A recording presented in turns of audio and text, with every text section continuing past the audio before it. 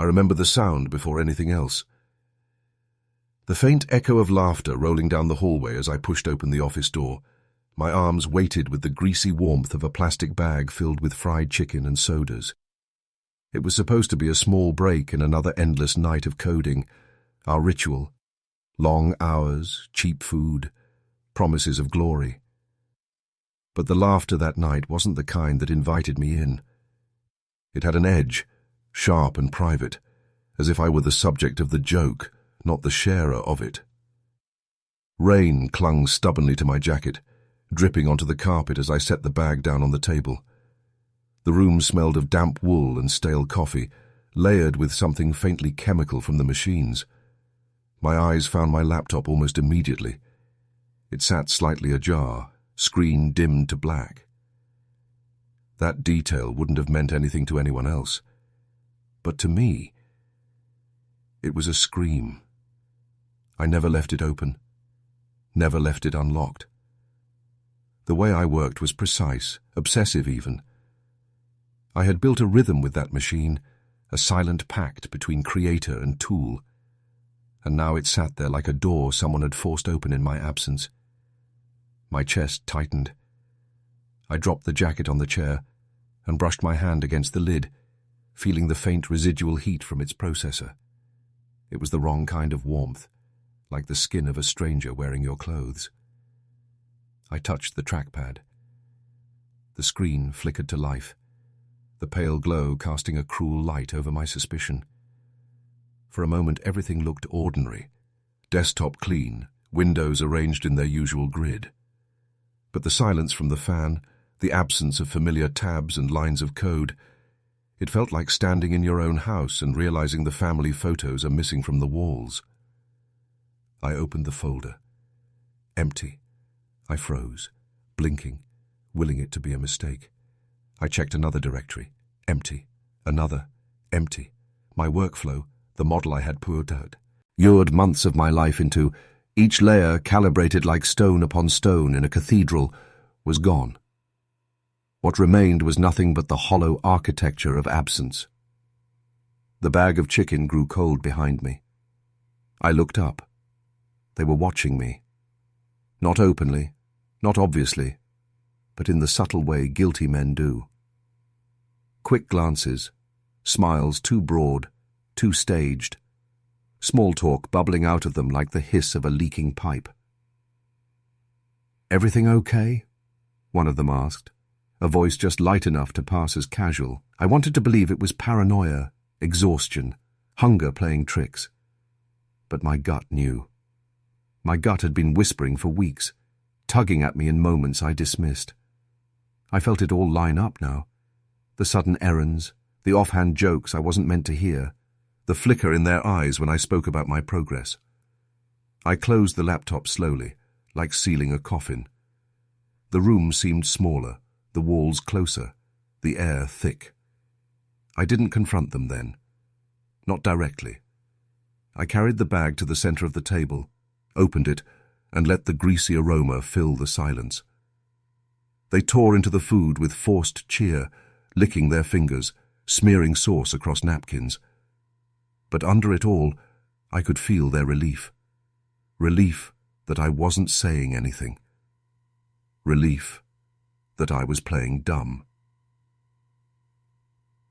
Hours later, after they left, I stayed behind. Alone. The office lights buzzed overhead, their fluorescence casting the room in sterile accusation. I opened my laptop again, clicking, searching, clawing through directories like a man looking for a heartbeat. Nothing, not even fragments. Whoever had taken it knew what they were doing. When I finally confronted them the next day, I still held on to some naive hope that maybe it had been a misunderstanding, a system error, a misplaced backup. That's what betrayal does.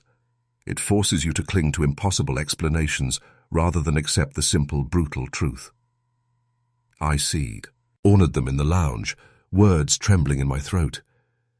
Did you touch my files?" They exchanged glances, like wolves deciding which one would bite.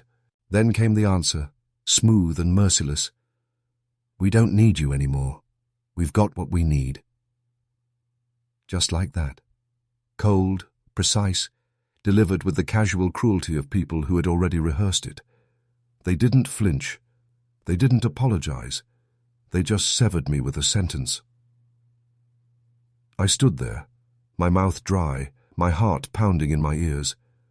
A man stripped of his craft, his identity, his voice. Everything I had built, gone in the space of a stolen evening. I left the office that night with a hollowed chest, my jacket heavy with rain again. The streets blurred in the neon haze, each reflection on the pavement reminding me of the glow of my stolen screen. I clutched my laptop under my arm like a corpse, knowing the body was still there, but the soul had been carved out. On the way home, I passed a shop window. My reflection looked back at me, unshaven, eyes wide, lips pressed thin. I hardly recognized the man staring. It was as if I had died in that office and left a shell walking the streets. I paused, resting my forehead against the cold glass, and whispered to no one. They erased me.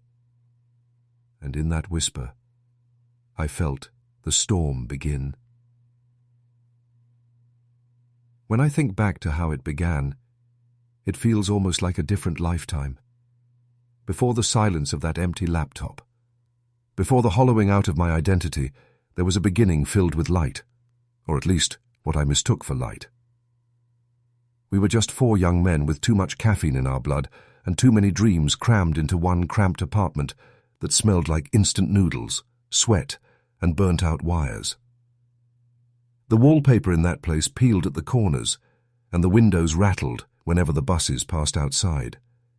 Yet to me, it felt like the launch pad of something immortal. I can still see the mess of cords and monitors spilling across the floor, the sound of keyboards clacking like frantic typewriters, and the constant hum of F-machines running far longer than they should have.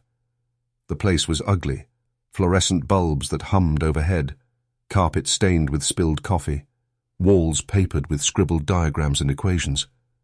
But in my memory, it glows like a cathedral, because that's what I believed we were building, something sacred, a monument in code. I gave everything to that dream, my time, my body, my relationships. My father once visited, standing awkwardly in that disaster of an office, staring at me as though I were some prisoner to my own obsession. He pressed an old wristwatch into my palm before he left, his voice grave. Don't lose yourself chasing what doesn't look back at you. I nodded, but I didn't listen. The watch sat ticking on my desk as I wrote line after line of code, its patient rhythm a reminder that time belonged to flesh, not machines. We called ourselves partners, brothers even. Nights blurred into dawns, pizza boxes stacked like trophies, laughter filling the empty hours between failures. There was a sense of invincibility in those days. 4 men against the world, convinced we'd change it with nothing but raw talent and stubbornness. And in a way, I believed them, believed us. But even then, the cracks were there. Small things I ignored because I didn't want to see. The way conversations sometimes hushed when I walked into the room. The way jokes occasionally had an edge that cut too close to my contributions. The way my workflow, my design, my strange, almost poetic structuring of algorithms was treated as both fascination and threat. I remember one night clearly. We had been running tests for 18 hours straight, and the screen finally spat out a result that was cleaner, sharper than anything we'd seen. My chest swelled with pride, my hands trembling as though I'd just heard the first cry of a newborn. I turned to them, expecting the same wonder, or in their eyes. Instead, I caught a flicker, envy, sharp and quick, before it was masked by cheers. It unsettled me, but I drowned it with another can of cheap beer and told myself I was imagining things. That was my pattern, ignoring what hurt to protect what I wanted to believe. There was loyalty, too. Or maybe blindness. I turned down a stable job offer once, a secure paycheck, benefits, predictability. because I thought it would mean betraying us. When my parents asked why, I told them, "They're my brothers. We'll make it together." I remember the look in my mother's eyes, a mixture of pride and worry, as if she already knew the cost I would eventually pay. My health slipped, but I didn't care. My apartment became a place I only visited to shower and collapse. Meals were skipped, or reduced to caffeine and vending machine snacks. There were days I didn't know if it was morning or night, but I told myself that was what sacrifice looked like. And yet in the middle of that chaos, I felt alive. Every keystroke felt like striking flint. Every breakthrough was a fire in my chest. When I looked at the whiteboard filled with equations, arrows, and messy handwriting, I didn't just see math. I saw the bones of a future. I saw something breathing. They used to call my workflow the cathedral, half mocking, half admiring. It wasn't conventional. It didn't follow the same rigid structures they relied on. I had built it like a story, each layer feeding the next, not just in logic, but in rhythm. Elegant, some might say. Unpredictable, others would argue. But it was mine. Every brick laid with bloodshot eyes and trembling fingers. I should have known that anything admired that much was also coveted. The signs became clearer the closer we got to something real. Investors started circling, and suddenly the atmosphere shifted. Where once there had been camaraderie, now there was calculation. I caught whispers behind closed doors, emails I wasn't copied on. They brushed it off when I said, Ked, laughing, "Relax, man, we're all in this together." But their laughter felt different, thin, hollow. Looking back, I think envy had been simmering for a long time. They saw me not as a brother, but as a variable they couldn't control. My cathedral stood too tall, its design too strange, its beauty too obvious. And beauty inspires two reactions: admiration or theft. I didn't want to believe it, so I clung harder to the dream. I bought cheap cologne once, the kind that promised confidence in a bottle. I wore it before meetings, trying to mask my exhaustion, trying to look like someone worth following into the storm. The scent clung to my shirts, mixing with the stale smell of sweat and computer dust. To me, it was a symbol that I still had dignity, still had presence. But no cologne can mask betrayal. Even now, when I smell it on a stranger in passing, I feel a twist in my stomach. It drags me back to those nights when I believed loyalty was enough, when I thought trust was a shield instead of a weapon left in the wrong hands. We told ourselves we'd split everything equally. 4 signatures, 4 shares, 4 names on the wall. But equality is easy to promise in poverty. It's when the glint of money and recognition appears that the true measure of loyalty reveals itself. And the truth? I wasn't blind. I saw it happening.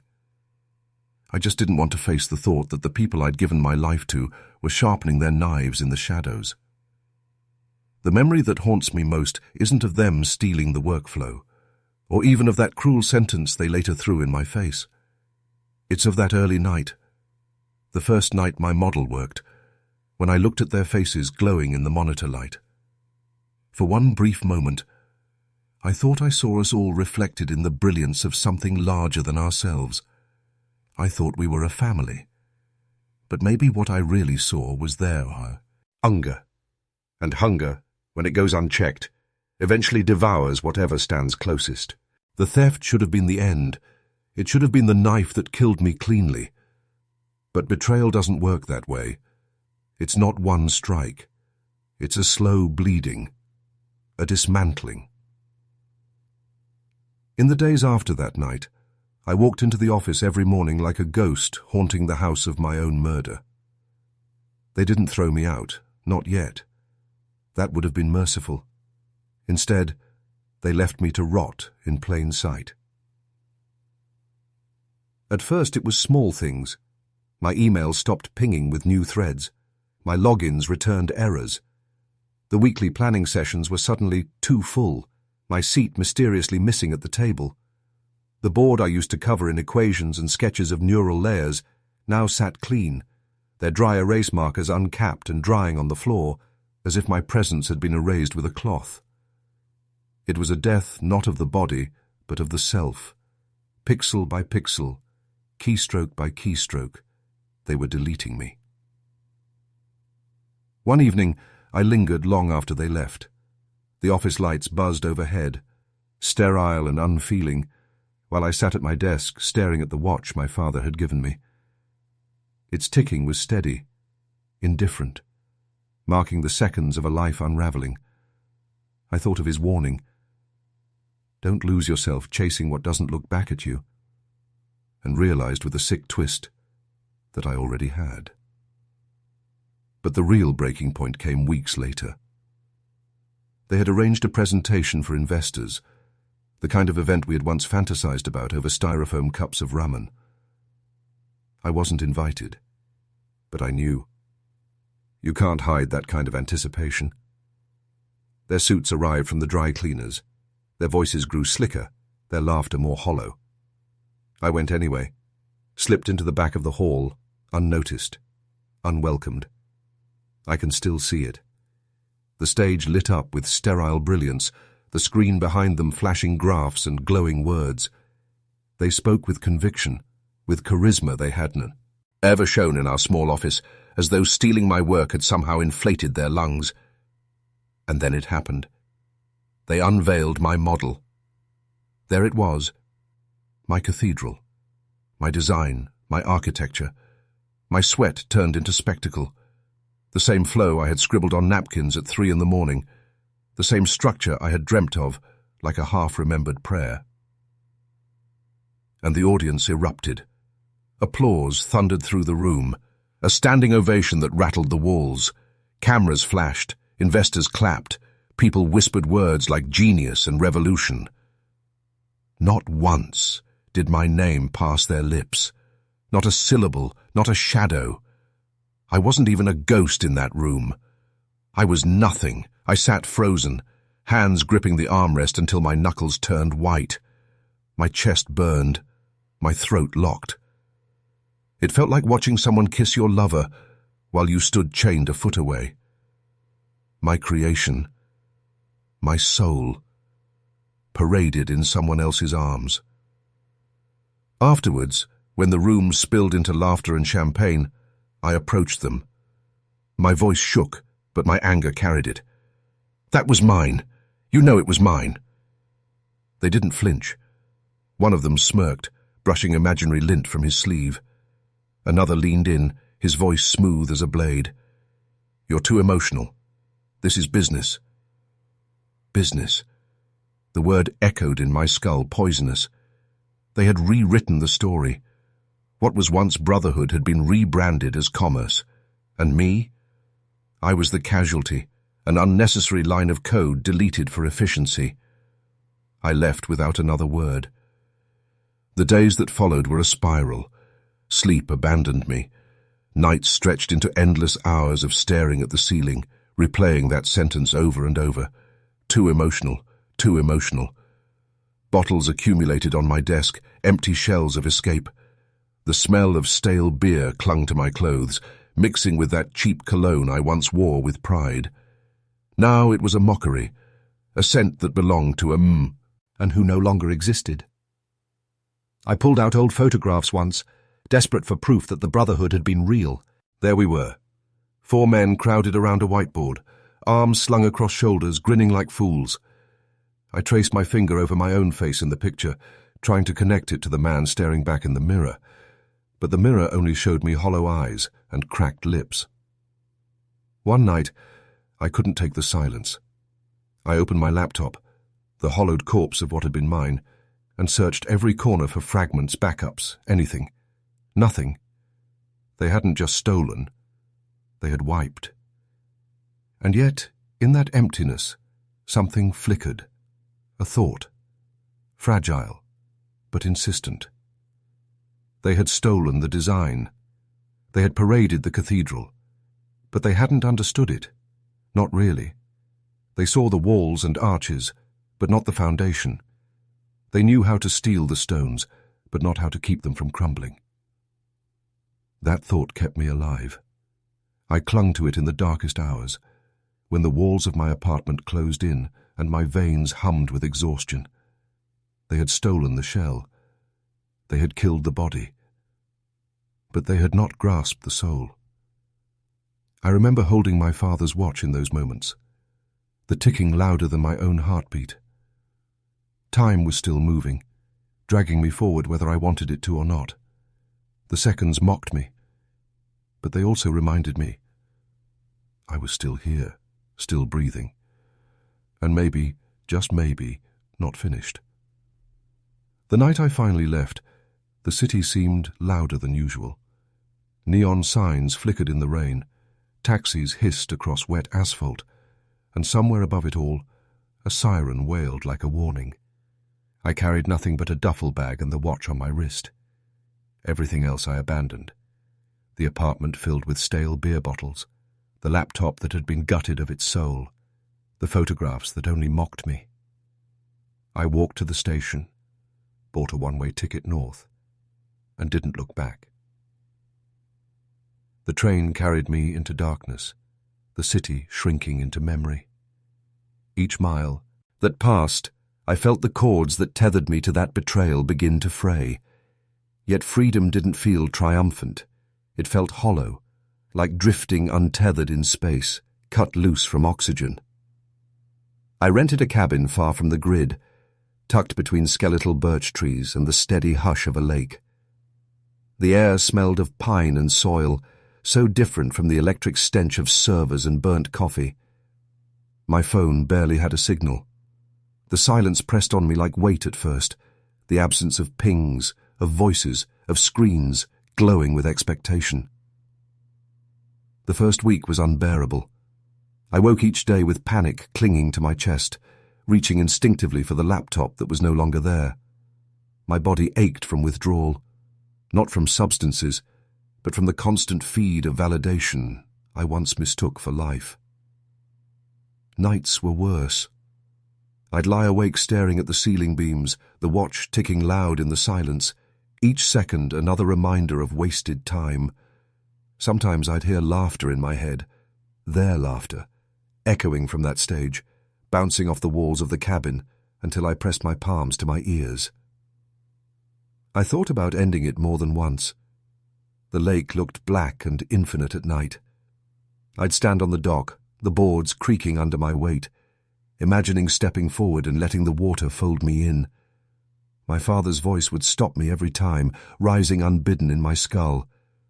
Don't lose yourself chasing what doesn't look back at you. It was the only tether I had left. Slowly, the silence began to change. I started walking the woods in the mornings, at first just to escape the suffocating cabin walls. The forest greeted me with indifference, its branches bare and its soil damp. But the rhythm of my footsteps on the trail, the way my breath turned visible in the cold, began to soothe me. One morning, I noticed a spider's web strung between two branches, jeweled with froze. Fragile, and yet unbroken. It stopped me in my tracks. Something in it reflected my own state, stretched, fractured, but still holding. I stood there longer than I care to admit, until the sun rose high enough to turn the frost into liquid diamonds. That was the first moment I thought maybe survival was possible. I began to write in a notebook I found tucked at the back of a drawer. At first, it was nothing coherent. Sketches of algorithms, fragments of thoughts, stray sentences. But writing by hand without a glowing screen felt almost sacred. Ink bled into paper like veins, carrying pieces of me into permanence. Weeks blurred into months. My body adjusted to the rhythm of solitude. I split logs for firewood, cooked simple meals, learned the way the lake froze over and cracked apart again. My beard grew, my skin toughened from the cold. The mirror showed me someone different, still wounded, but no longer hollow. And in the silence, my mind began to wander toward creation again, not out of obligation, not out of ambition, but because something inside me still pulsed with the need to build. At first it was small, sketches of new models, rough frameworks scrawled beside grocery lists and notes about firewood. Then deeper thoughts. What had failed in my design? What had been misunderstood? What lay beyond the wires and circuits we had worshipped? I realized something they never had. The architecture wasn't just about efficiency or processing speed. It was about mimicry, the imitation of thought. But we had all missed the deeper truth. Intelligence wasn't simply about computation. It was about silence, about the space between signals, the pauses that gave meaning to the noise. Out here, away from the constant feed, I began to hear those silences. The way the forest spoke without speaking, the way stillness could hold more data than chaos. I started to wonder, what if intelligence wasn't just wires and weights, but rhythm? What if meaning was hidden in absence as much as presence? That though, it struck me like lightning one evening as I sat by the fire, watch ticking in the stillness. For the first time in months, I felt not only alive but necessary. I began to sketch obsessively, filling page after page with diagrams, metaphors, half-poems that might one day turn into code. I knew I wasn't ready yet. Not emotionally, not practically, but the seed had been planted. The silence had become my teacher. There were still nights when the laughter returned, when their betrayal replayed like a broken reel. But now I had something to answer it with. I would stare at the watch ticking on my wrist and whisper, "Time is still mine. You cannot steal it." And slowly, that truth began to stitch me back together. The man who had walked into the woods was broken, exiled from his own creation. The man now stepping out of the cabin, breathing deep the cold air, was something else. Not healed, not whole, but becoming. I didn't know it yet, but the silence beyond the wires had already handed me the first weapon of my rebirth. The thaw came late that year. Winter broke not with fireworks but with drips of water sliding from the roof, each one tapping the porch rail like a metronome. I watched it from the cabin window, mug of bitter coffee in my hands, steam fogging the glass. The lake cracked free from its icy cage, fissures widening each day until water moved again, restless as if waking from a dream.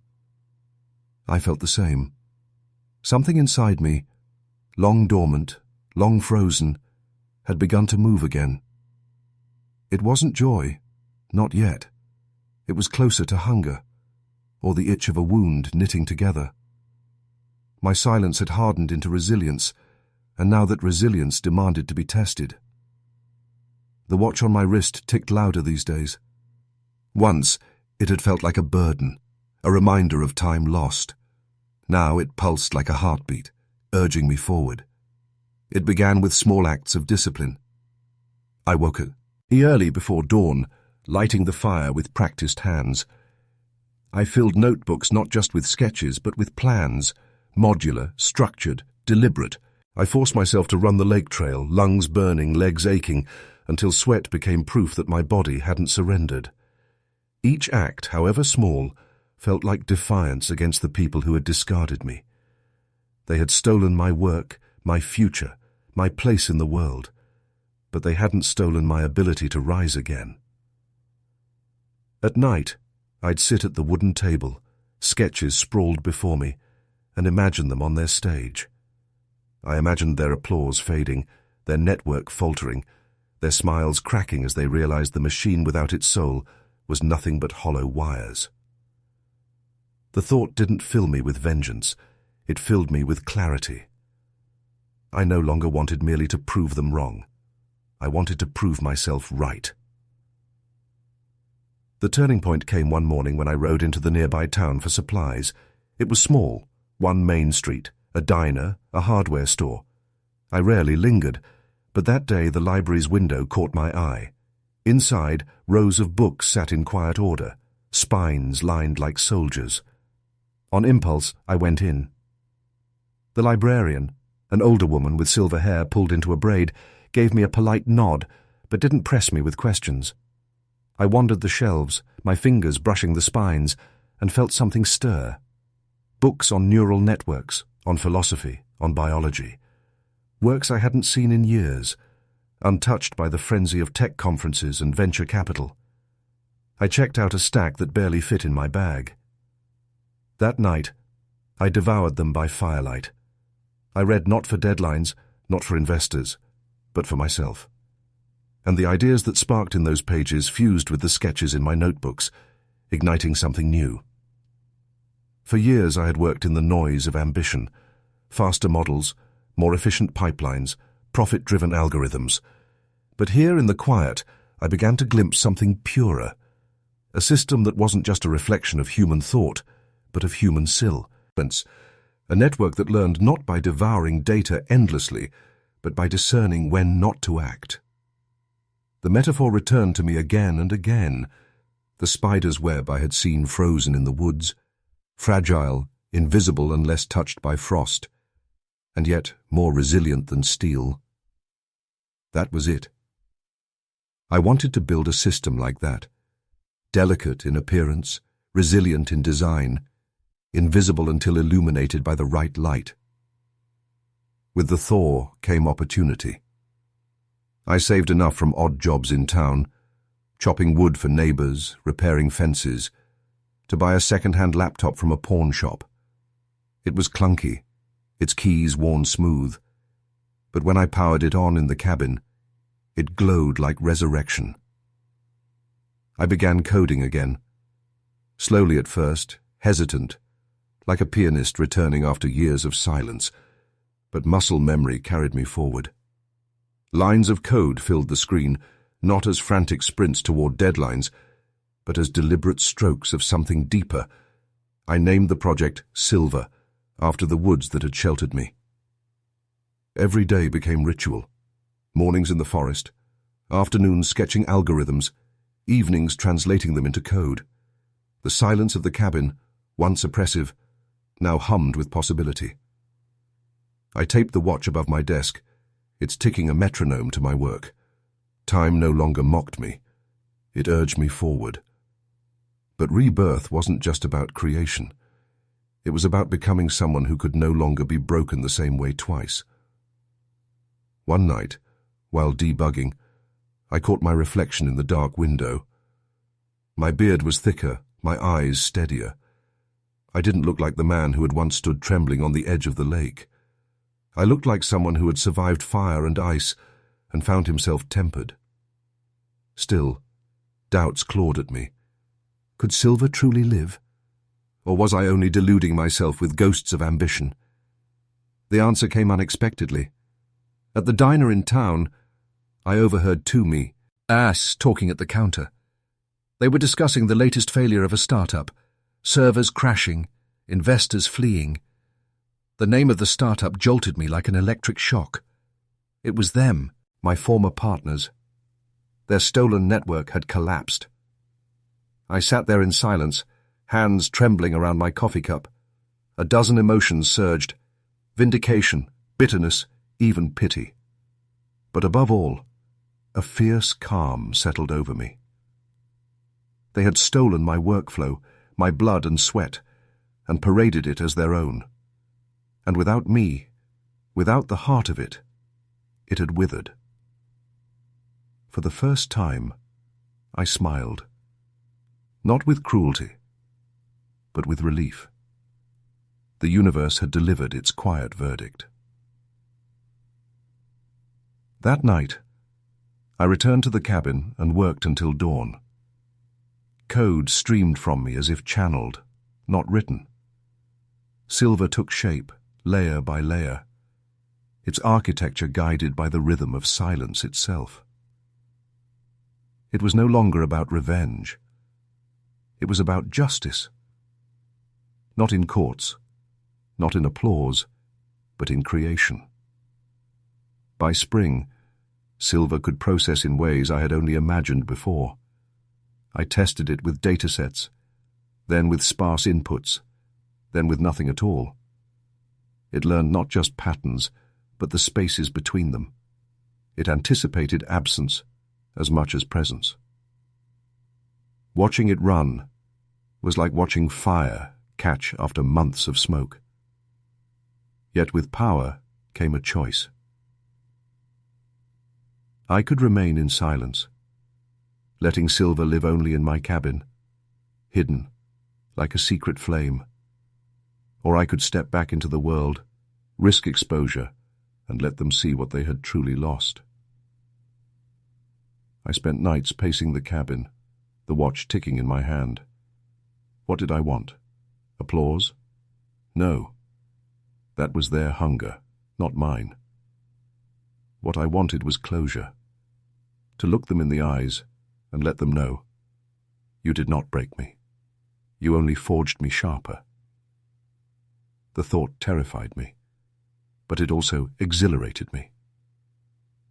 The final spark came not from books nor code, but from something simple. I returned from town one day to find a child's drawing tucked under my cabin door. A neighbor's kid, I assumed. It showed a stick figure standing beside a giant tree, arms raised, roots sprawling deep into the earth. Underneath, in crooked letters, strong. I pinned it above my desk, right beside the ticking watch. Strong. That was the word I had been waiting for. By summer, Silver was no longer just sketches and fragments. It was alive, humming quietly on the battered laptop, a testament to silence and survival. And I was no longer a man exiled. I was a man reborn, carrying fire in my chest and steel in my spine. The sparks had caught, and I knew where the flames must go next. The first time I returned to the city, it felt like stepping into a ghost I'd once inhabited. The streets still pulsed with neon, the glass towers still stabbed at the sky, but everything felt thinner, less solid, as if the years away had peeled away the illusion. I carried Silver in a backpack, the battered laptop humming softly, as though it too had a heartbeat. My watch ticked steadily against my wrist. For months, I had trained myself to hear that ticking as an ally. Now, in the cacophony of traffic and chatter, it anchored me against the noise. I had no intention of hiding. This was not a quiet return. This was a reckoning. They were easy to find. My former partners had clawed their way into visibility, flaunting connections even as their foundation crumbled. The failure of their stolen system had been plastered across tech blogs, whispered about in investor circles. Still, they clung to the remnants of their empire, desperate, hosting a revival showcase at one of the downtown convention halls. That was where I would go. Not for spectacle, not for revenge in their language, but for truth. The night before, I barely slept. I sat in a cheap hotel room, Silver open before me, lines of code scrolling like scripture. The child's drawing, strong, was tucked into my notebook. I touched it before shutting the laptop. My chest was tight with fear, but beneath it thrummed something so. Nang stronger. Resolve. The convention hall smelled of fresh paint and corporate desperation. Banners stretched across the ceiling, boasting buzzwords that used to excite me but now rang hollow. Innovation, disruption, the future. I entered quietly, blending into the crowd of developers, investors, journalists. My partners, no, my betrayers, stood on stage in tailored suits, faces stretched into the kind of smiles that only exist under pressure. The sight of them sent a tremor through me. Memories rushed back, the night they stole from me, the way they sent me for food like a servant, the hollow click of the door closing when they told me I wasn't needed. My hand clenched around the strap of my backpack until my knuckles whitened. But I did not turn away. Instead, I moved forward. They began their pitch with bravado, promising a reborn architecture, though even from the crowd I could see the cracks. Too many slides, too few details, investors leaning back instead of forward. Their words were ice without substance. And then the moment came. A QA session. A journalist stood, asked about the failure of their last system. One of them shifted uncomfortably, the other smoothed his tie and gave a hollow answer about growing pains. That was when I raised my hand. The microphone was passed to me. My pulse roared in my ears, but I held the mic steady. "You speak of growth," I said, my voice calm, louder than I expected. "But what you built was stolen, and without the soul that birthed it, it collapsed." The room stilled. On stage, their smiles faltered. Recognition flashed in their eyes like lightning. I stepped into the aisle, unzipped my backpack, and lifted Silver's laptop high enough for all to see. Its screen glowed with the interface I had built in silence, its design sleek, alive, undeniable. "This," I continued, my voice tightening, "is what you tried to take from me. But you couldn't, because you never understood it." A ripple moved through, pitched the crowd, murmurs, raised phones, flashes of cameras. My betrayers stood frozen, trapped in the gaze of hundreds. One of them finally spoke, his voice brittle. "This man is a disgruntled former collaborator. Pay him no mind," I cut in, stepping closer. My throat burned, but I forced every word forward. "You erased me. You sent me away like I was nothing. But look at me now." I opened Silver on the projector screen. The system bloomed to life, a demo I had prepared for this exact moment. Data streamed in real time, patterns forming and dissolving, silence threaded through action like frost catching light. The crowd gasped, not in spectacle but in recognition. They saw what I had built. They saw what the others never could. And in that moment, I felt the weight of exile lift from my shoulders. The reckoning was not loud. It was not about shouting or vengeance. It was about standing there, unbroken, undeniable, and letting the truth speak for itself. I closed the demo, shut the laptop, and held the silence. "You tried to bury me," I said quietly, the microphone trembling slightly in my hand. "But silence does not mean death. Sometimes silence is where things grow strongest." The words hung in the air, heavier than applause. And then the applause came. Not the hollow clapping of staged investors, but the kind that builds like a wave, rising, unstoppable, echoing in every corner of the hall. My betrayers stood in its shadow, their suits suddenly looking like costumes, their empire crumbling not with a crash, but with a slow, undeniable unraveling. Afterward, I slipped outside. The night air hit me like baptism, cool and cleansing. I walked until I reached the river that ran through the city, its surface shimmering with reflected lights. I set the laptop down on the railing and looked into the water. For a long time, I just listened. The hum of traffic, the rush of current, the ticking of my watch. This was not revenge. This was not victory. This was balance restored.